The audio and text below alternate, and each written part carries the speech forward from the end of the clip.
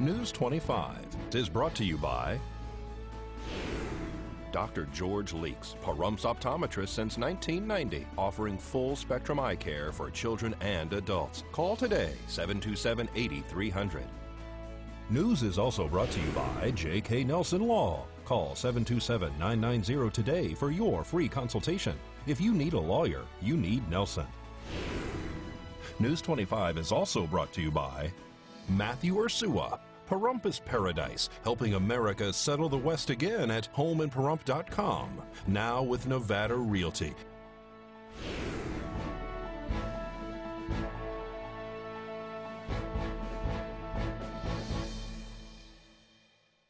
Tonight, a vacant business catches fire, and a new place to play has locals excited. News 25 starts now. You're watching KPVM News 25 with Deanna O'Donnell. News 25. Local coverage you can count on. A vacant business on Highway 160 is engulfed in flames. It's Monday, January 28th. I'm Deanna O'Donnell. A fire destroyed a building that previously housed a business on the highway last night. The double-wide manufactured dwelling appears to have been intentionally set. Officials say the evidence does not support that the person intended to burn the building down, but rather a small fire inside got out of control. There are no leads on who started the blaze, which originated in the bathtub. Just before 11:40 last evening, we were dispatched a report of a structure fire. Initial reports involved heavy fire conditions throughout the building. When we arrived on location, we in fact found the fire as reported, heavy fire showing up at the front and the rear part of the structure. We laid a 5-inch supply line from the hydrant located across the street. We commenced an exterior defensive attack as we placed the fire at a high risk.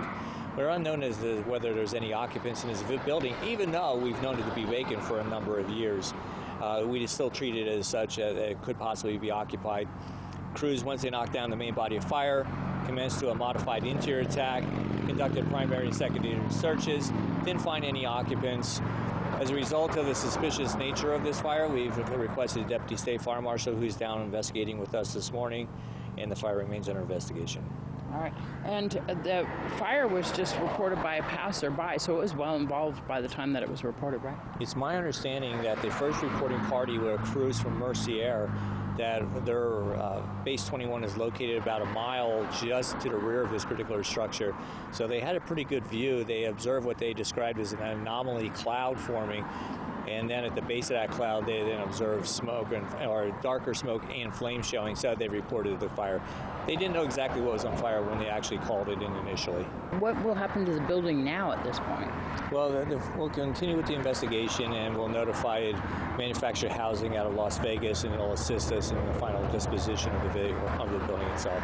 A witness, Brian Resnick, tells us what he saw when he first arrived on location. So I was over at Fitness for 10. I was in the parking lot. A couple minutes later, I noticed a giant flame with smoke coming out. So I drove down the road, and the house was just engulfed in flames. I called 911. They got here within minutes, so I'm glad the fire department got everything under control before it hit the power lines. And Game Corner has a new family fun center and arcade. The longtime business changed locations recently, expanding to a larger facility in the same shopping center. Saturday night, they held a gaming tournament for children and adults. The new location has quickly become one of the most popular destinations for entertainment in town. This coming Saturday, Game Corner is having their official grand opening. News 25 spoke to Josh Osborne over the weekend.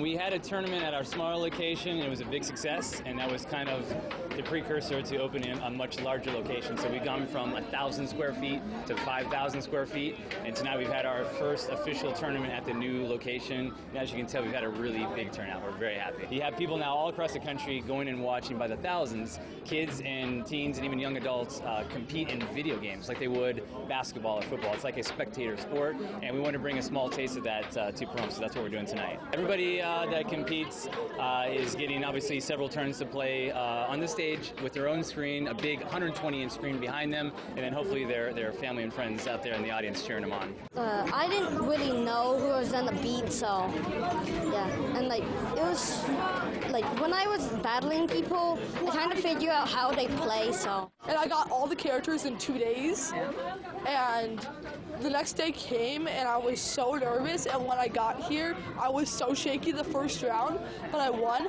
I think the second round I lost. The next tournament is coming up in February? Yeah, we'll have one the very last Saturday of February, which I believe is the 26th, hopefully, and it will be Call of Duty Black Ops 2. We put everything to a vote on our Facebook. We let the fans decide what they would like to play. That's the one that won, so that is the next game, Call of Duty Black Ops 2. So the whole point of Game Corner is not to just have another hangout. We're looking for a place for all ages, so we're liking the families to come out and bring some family unity to the town, but also give kids something to do as well. So we have everything from the old classic pinball machines to the classics like, Pac-Man, Mrs. Pac-Man, Galaga, and we have having some really fun ones too, like pinball, table hockey, skee ball, which is really super popular. Right now, I got to tell you, it's just something that I'm so passionate about, is having something for the kids to do here in this town. This is a safe place for them to hang out, to even meet their friends, even teens, to be able to come here, and also have things that are provided, like the food that you have here, so that they don't have to leave or anything. Yeah, that's our vision. That's what we want to do, and around here, if we're going to do it, we're going to do it right. I gotta say, you stole Dominic and Devin over there from Starlight Video. Everybody loves them. I love the sign, yes. Hair and Hat. Yes, yeah, Hair and Hat are basically local Pahrump celebrities, so we're very lucky to have them. It's a great place. It's got arcade machines of all genres of games, and he's bringing in like more fighting cabinets from the 90s, including Mortal Kombat 3 is coming in next week. Josh is a really great guy. I'd recommend checking this place out. It's like one of the most real arcades Pahrump has had in like 20 years or so.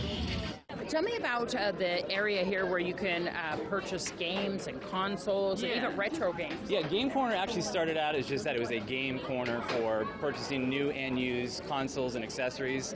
The Family Fun Center is something we've kind of added on only because it just kind of makes sense. We are open from 10 to 5 most days, but we do have some on the weekends where we go to 7 o'clock as well. We're on 1190 Highway 372. We're basically in the old grocery surplus building. We're also a couple of places down from our sister store, Great Computer Deals, #1 computer store in Pahrump. There you go. And you can definitely find you there as well.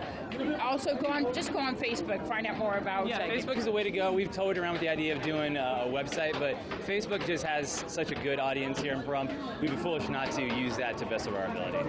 And to book your parties, to find out more, just stop on by. Yeah, stop on by, or you can call Teresa. Her phone number is 727-403-2772. And on Facebook, just do a search for Game Corner Pahrump, and you'll find us on.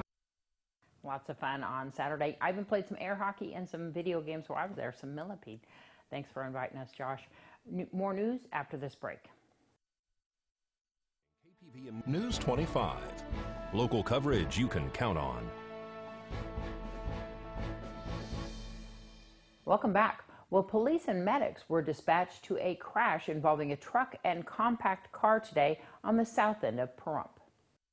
According to Fire Chief Scott Lewis from Pahrump Valley Fire and Rescue, one person was transported to local medical facilities following a two-vehicle accident that occurred this morning on Homestead and Mans Road. How the accident occurred is under the investigation of the Nye County Sheriff's Office. However, Pahrump Valley Fire and Rescue, Nye County Sheriff's Office deputies and auxiliary units arrived on scene and directed traffic around the collision. Both vehicles sustained minor to moderate damage.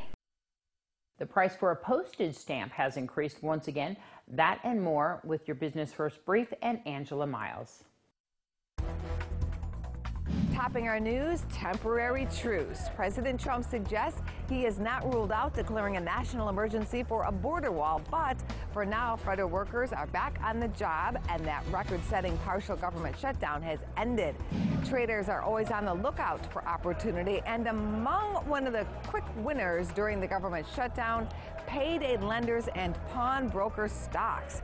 Shares of First Cash and Easy Corp rallied during the partial shutdown as federal workers struggle to make ends meet.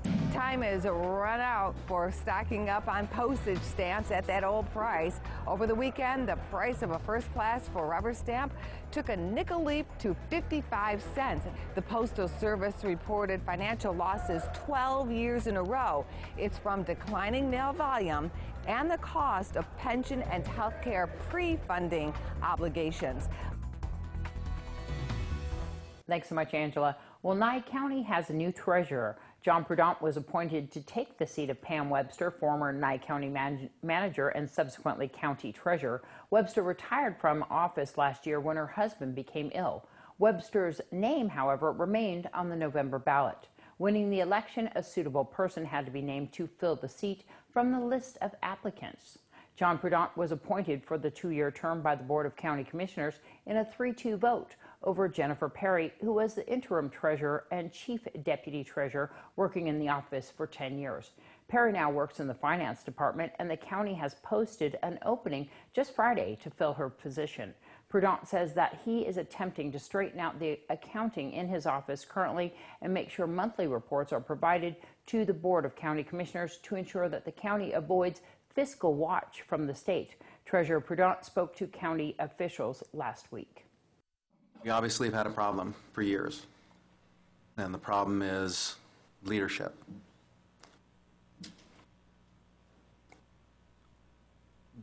That problem has yielded us not having the bank reconciliations done and the treasurer's report done since, as you know, November of 2017. Right now, we happen to have our outside auditor that is doing those bank reconciliations for us to bring us current to June of 2018. You see, the projected deliverable on that is at the end of this month. We discussed the opportunity for us to schedule for him to come in and actually have some of his team come in so that we can go ahead and start working on codifying the procedures that he utilizes, so we're not going back and recreating the wheel as far as being able to produce the reports. But we still have the issue of, do we stop him at the end of June and then have automatically 6 months of reports that have not been done, and then we can't do the January report because we don't have the general ledger number to be able to do that report? It just seems a little odd to me that the very first time that you come before the board, you're asking for us to hire outside help to do what you wanted to do. Well, it's not actually a new request. Obviously, we've had this in place. It was in place for Pam Webster. No, it wasn't. Dan MacArthur will work with you in order to get the audits that we need, and you can do that, absolutely. The way I see it, when we sit down and discuss that, the three of us will come up with a recommendation for this board as to how we're going to fix the problem. If it's your department, it's not a big fiscal impact here unless you work overtime. If I have to hire Dan MacArthur, it's probably a pretty big fiscal impact. Sure. And if I have to bring someone back that retired or whatever it's going to be that we decide on, we have to present it to the board and get it okayed. We can sit here right now and throw this back and forth as long as we want. We're going to get nowhere because we have to sit down and decide in your best interests, because you're the one who's hanging over the fire, how we're going to fix the problem, not necessarily as quickly as possible, but how we're going to fix the problem. They're giving us somewhere around, I believe they were talking 2 months until our next meeting with them to come back and be able to tell them what our plan is. Now, whether or not they're going to accept our plan, we don't know. I think if the plan's reasonable, they will. Yeah, but reasonable. We need to sit down in the very, very, very near future, sure, the three of us, and figure out what's best for you and the county. Part of the reason that I scheduled to come and talk before you is just to let you know about the Treasurer's office. I've been there now, I guess, if you don't include today, which is kind of a lost day, 11 working days. And during that time, I've been able to evaluate what's happened in the office and what hasn't happened in the office. And unfortunately, some people on this board have been misled as far as what people have accomplished and what they were doing. We do not have any cross-training. There has never been any cross-training in the office, at least for the last 15 years. Dan MacArthur I would suggest you watch him very well, watch what he's doing, and learn from that. This way we can get the bank recs under control, and we can get this office caught up. I think over time you'll get good at it, and you'll be able to do better than maybe one report a month and start closing in on that 6-month gap. So those are some of my optimistic comments, and I look forward to seeing you hopefully in 2 weeks. More news after this message. News 25 is brought to you by Bill and Robin Law, injury attorneys. Injured, need money? Get Bill and Robin, your local Pahrump injury attorneys.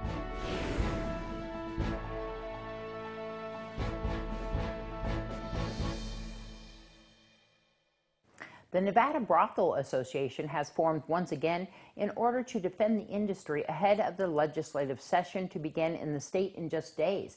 Madam Suzanne Cole, who operates the brothels, previously owned by late Dennis Hoff, and other associates started a political action committee to battle the bill draft request submitted to ban prostitution here in the state. BDR 20-110 will go before the 80th session of the Nevada legislature, which begins February 4th. After Friday's continuing resolution to fund the federal government, the full staff of Death Valley National Park says they are happy to be back at work serving the American people and welcoming visitors. They add that it will take some time to reopen all facilities and provide normal services again. The 3.4 million acre park was never completely closed during the shutdown, but some facilities and services were closed due to lack of funding. Other facilities were kept open by donations from Death Valley Natural History Association, the Oasis at Death Valley, and Stovepipe Wells Resort. While most areas of the park are currently open, some campgrounds won't open until new staff is trained and water systems are operational, tested, and pass inspections. For more information, go to mps.gov. Golden Entertainment is acquiring 2 casinos in Laughlin. The $190 million deal is closing on the Colorado Belle and Edgewater. Marnell Gaming and Golden will finalize the deal officially this week. Golden Entertainment now operates 10 casinos, 9 in Nevada and 1 in Maryland. Well, I heard that there might be a storm coming in this week. Let's take a look outside on that weather cam. Michael Donahue will give us our weekend weather right after this break. You're watching KPVM News 25. Local coverage you can count on. Hello and welcome back to News 25. I'm Michael Donahue with today's highs. In Pahrump, 69 degrees, 71 in Amargosa, 80 in Death Valley, 54 in Goldfield, 52 in Tonopah, and 52 and 51 in Fallon and Fernley. Tonight, 45 degrees in Pahrump, 43 in Amargosa, 53 in Death Valley, 39 in Beatty, 31 in Goldfield and Tonopah, and 34 and 35 in Fallon and Fernley. Tonight in Pahrump, cloudy skies, a low of 45 degrees, our average is 33. Sunset at 5:06 p.m. Winds out of the east at 6 miles per hour, gusts up to 9, and our humidity at 43%. For tomorrow, some more cloudy skies, well, partly cloudy skies, a high of 66, a low of 42. Our sunrise at 6:47 a.m. Winds out of the west-southwest at 5 miles per hour, gusts up to 8 miles per hour, and 32% for our humidity. For our 7-day, nothing but clouds. We got some chances of rain scattered throughout the week. We'll get you percentages as the week grows nearer. And looking at our high temperatures, we're going to see a wee bit of a drop. We're going to start Tuesday through Friday. We're just going to be between 60 and 66 degrees. And then Saturday through next Monday, we're going to have a little bit of a drop down to those low 50s, between 50 and 54.